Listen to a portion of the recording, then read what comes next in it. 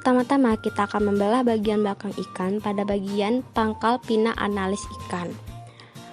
Kemudian kita akan membelah ikan pada bagian depannya, yaitu pada bagian pangkal pinna ventralis ikan.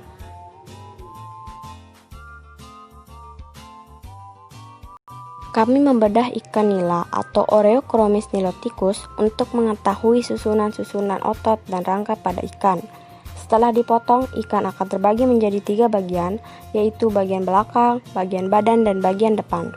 Pada bagian depan ikan, terdiri dari operculum atau yang disebut juga sebagai pelindung insang, dan terdiri dari mulut dan mata.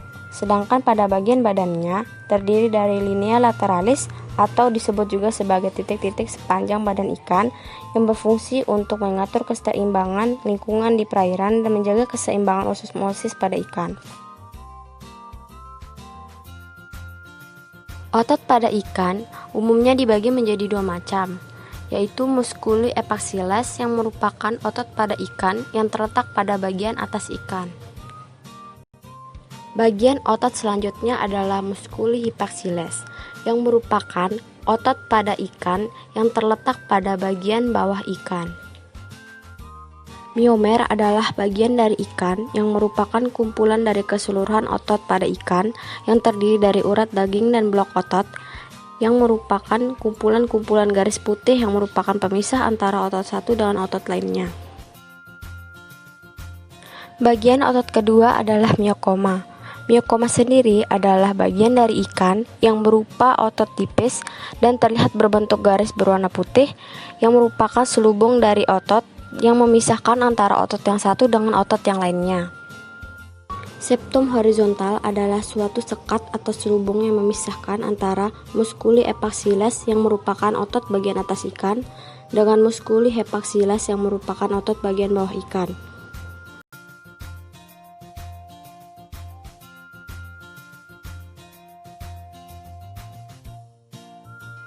Otot merupakan salah satu jaringan dalam tubuh manusia maupun hewan yang berperan sebagai alat gerak aktif yang menggerakkan rangka tubuh serta pergerakan dari organ dalam tubuh. Secara fungsi dan ditinjau dari segi pengikatan penempelan, sistem otot pada ikan terdiri dari 3 macam, yaitu otot bergaris, otot polos, dan juga otot jantung. Bergaris disebut otot bergaris karena serabutnya memperlihatkan garis-garis melintang dengan banyak inti tersebar pada bagian-bagian pinggirnya. Otot ini disebut juga otot rangka karena melekat pada rangka atau kulit, dan juga disebut voluntari karena kerjanya dipengaruhi oleh rangsangan otak. Bila dilihat secara keseluruhan, otot bergaris pada seluruh tubuh ikan terdiri dari kumpalan blok otot atau urat daging. Tiap-tiap blok otot dinamakan myotom. Pada saat embrio disebut juga myomer. Kumpulan otot ini biasanya diberi nama sesuai dengan pergerakannya atau organ tempat otot itu melekat, seperti otot pergerak sirip punggung atau penarik sirip dada. Otot polos. Serabut otot polos lebih sederhana dan kecil dibandingkan dengan serabut otot lainnya. Serabut ini tumbuh dari mesenkim embrio. Secara primer, berasal dari mesoderm dengan disertai sel-sel jaringan ikat, kemudian berkembang menjadi otot polos. Kerja otot polos ini disebut involuntary karena kerjanya tidak dipengaruhi oleh rangsangan otak. Serabut otot polos pada umumnya tersusun dalam ikatan, tetapi banyak pula yang tersebar. Kontraksi otot ini lamban dan kerjanya lama.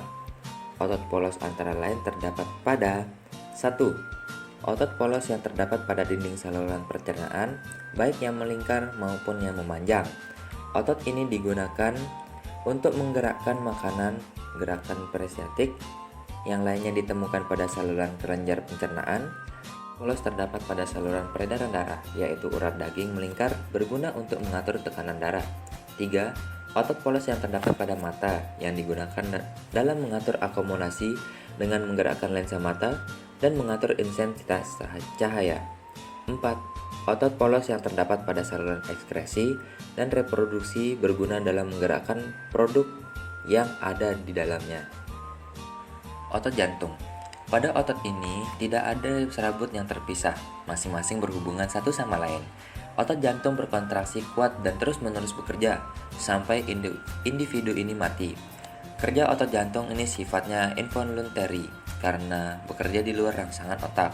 Secara embriologi, otot jantung merupakan tipe istimewa dari otot polos, di mana sel-selnya bersatu menjadi sinsitium. Otot ini berwarna merah tua, berbeda dengan otot bergaris yang berkisar antara warna putih hingga warna merah jambu, bergantung pada jenis ikannya. Otot ini tersebut pula sebagai miokardium. Miokardium ini dilapisi oleh selaput perikardium atau selaput luar dan endokardium atau selaput dalam.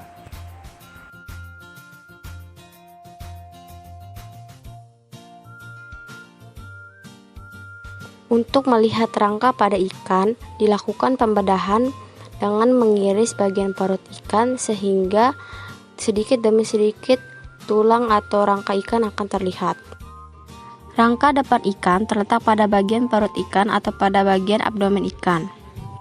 Rangka depan ikan memiliki bentuk yang mudah lepas dan juga bentuk yang tipis. Rangka depan ikan terletak pada bagian perut ikan atau pada bagian abdomen ikan. Rangka depan ikan memiliki bentuk yang mudah lepas dan juga bentuk yang tipis.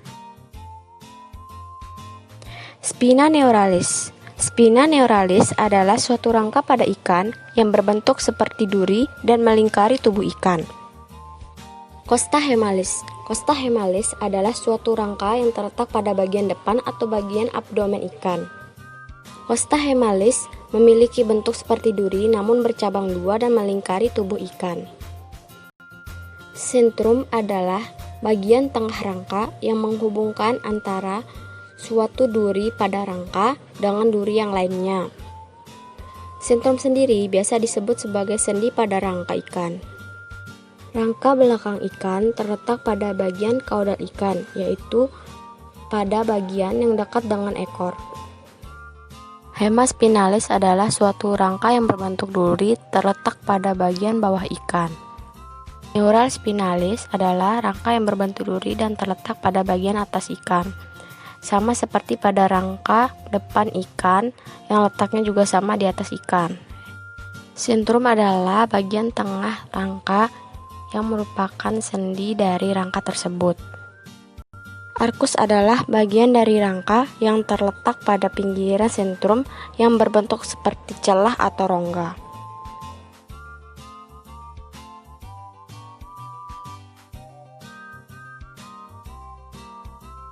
Rangka adalah struktur yang menyokong tegaknya tubuh. Kombinasi antara sistem rangka dan sistem urat daging memberikan bentuk pada tubuh. Tulang sebagai penyusun rangka banyak mengandung garam kalsium. Selain itu juga mengandung fosfor, magnesium, dan sebagainya. Pada tulang belulang sejati, tulang yang keadaannya keras sebenarnya berasal dari tulang rawan. Rangka pada ikan mempunyai fungsi antara lain melindungi bagian tubuh yang lemah seperti jantung, hati, alat pencernaan, dan lain sebagainya, penunjang tubuh sebagai alat penggerak pasif, dan dapat berfungsi sebagai alat penyalur sperma. Sistem rangka merupakan suatu sistem yang dibangun oleh struktur-struktur keras dari tubuh yang bersifat menyokong dan melindungi. Rangka pada ikan seperti halnya pada golongan vertebrata lainnya berfungsi untuk menegakkan tubuh, menunjang, dan menyokong organ-organ tubuh serta berfungsi pula pada proses pembentukan butir darah merah. Pada beberapa ikan modifikasi tulang, penyokong sirip menjadi penyalur sperma ke dalam saluran reproduksi ikan betina. Secara tidak langsung, rangka menentukan bentuk tubuh ikan yang beraneka ragam. Rangka yang menjadi penegak tubuh ikan terdiri dari tulang rawan dan tulang sejati. Berdasarkan letaknya, rangka ikan dapat dibedakan menjadi 3. Yang pertama rangka aksial, yang kedua rangka visceral, yang ketiga rangka ambedikular. Rangka aksial yang mencangkup tulang tengkorak, tulang punggung, dan tulang rusuk. Rangka visceral meliputi semua bagian tulang lingkung, insang, dan derivatnya. Rangka apendikular meliputi sirip dengan pelekat-pelekatnya.